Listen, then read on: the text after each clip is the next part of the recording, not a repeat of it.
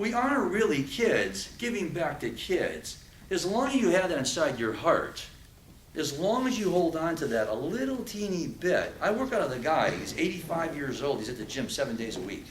Yeah, Buzzy, I didn't see you today. Guilt me out. You got to stay in tune with what's going on. I'll tell you a little story how I got the name of the book. It's called Don't Shoot, I'm the Guitar Man. Has anybody ever went to San Quentin State Prison at all and did a visit? Ever been to the ranch? Well, ever been to H Unit? Okay, well, H Unit's a prison inside of a prison. This is where the guys will be released between 3 and 5 years. So they're going to regroup them back out and then let them back out into the streets. These guys are bad mofos. These guys are really dangerous. They're like pit bulls on crack. Not a pretty sight. So one night I'm walking through and they called me the Guitar Man.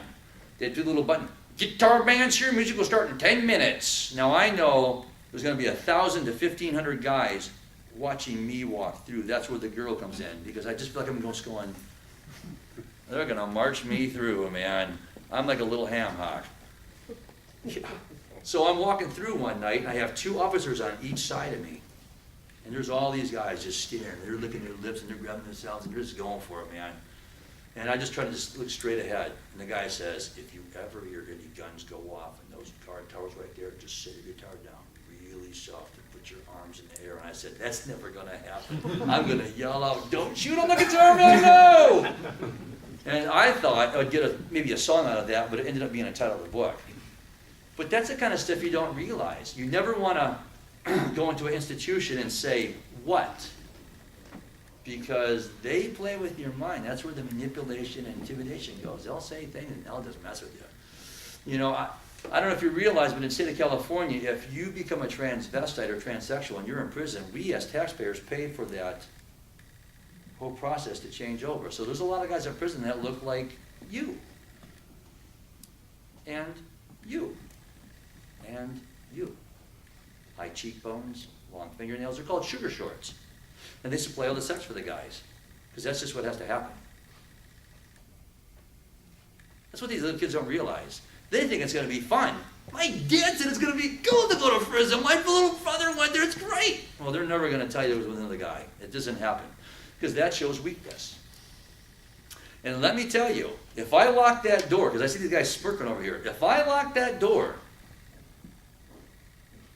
I'll say it again, if I lock that door, and the guy's smiling right there, I'm going to turn you loose, buddy. I'm going to make sure that smile is gone. I'm looking right at you. I'm going to make sure that you are crying like a little baby. I'm going to make you bleed where you've never felt that before. Because this is my world. You got that? I'm talking to you. You talking to me? I'm talking to you. Listen, I'm not messing around at all. You will be mine. I will buy you like a pack of gum. You smile like that more time, I'll come over and I'll smack you, I swear to God.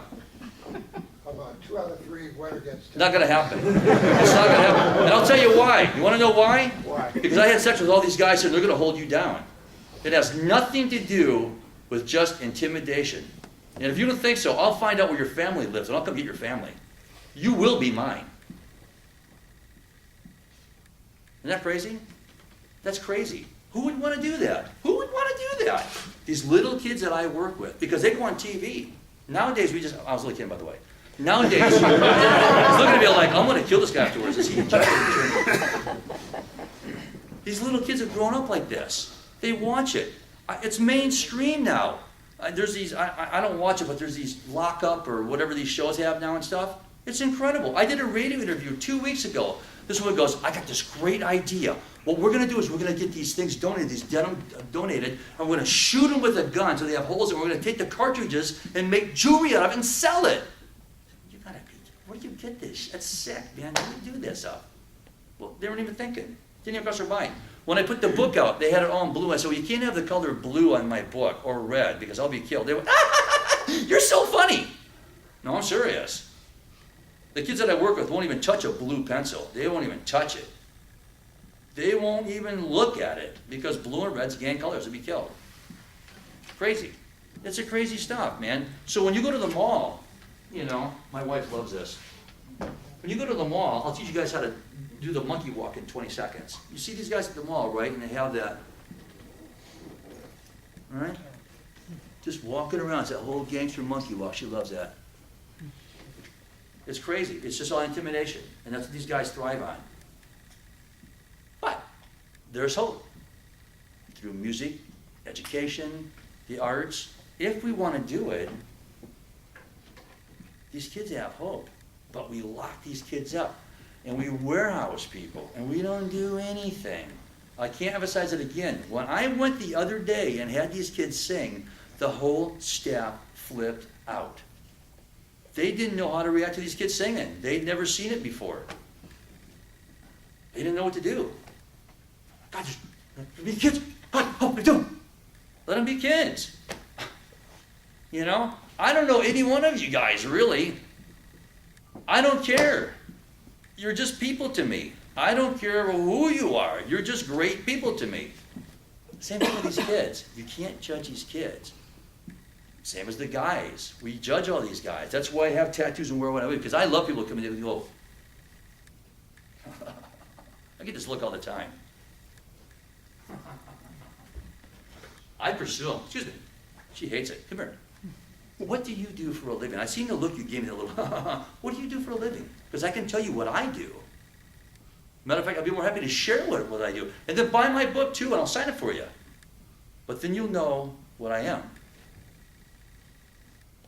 Can't be prejudiced. You can't judge a book by its cover.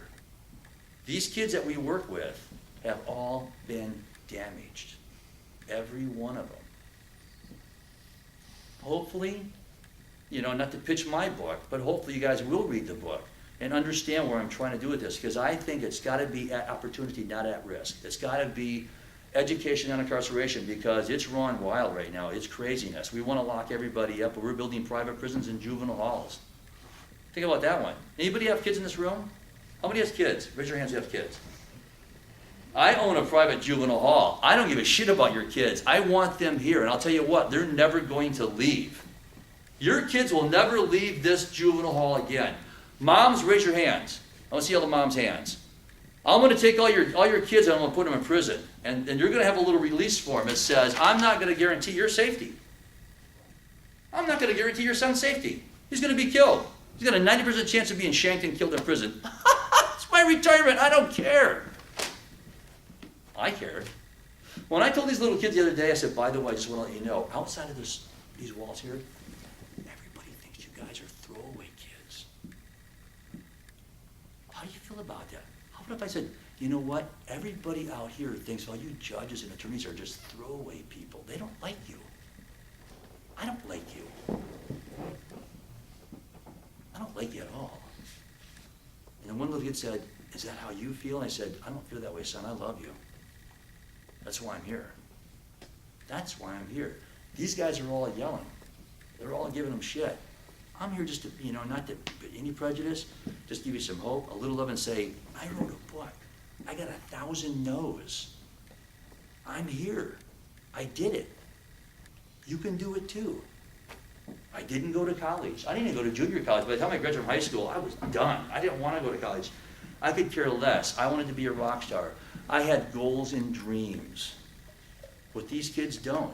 They should have. Every kid deserves to be a kid. Isn't that not true? Every kid deserves to be a kid. Pretty simple. We don't allow that in society. We want them to grow up. All you do is turn on TV. There's some crap on TV. Oh, God, I don't know where they get this stuff. It's cheap TV.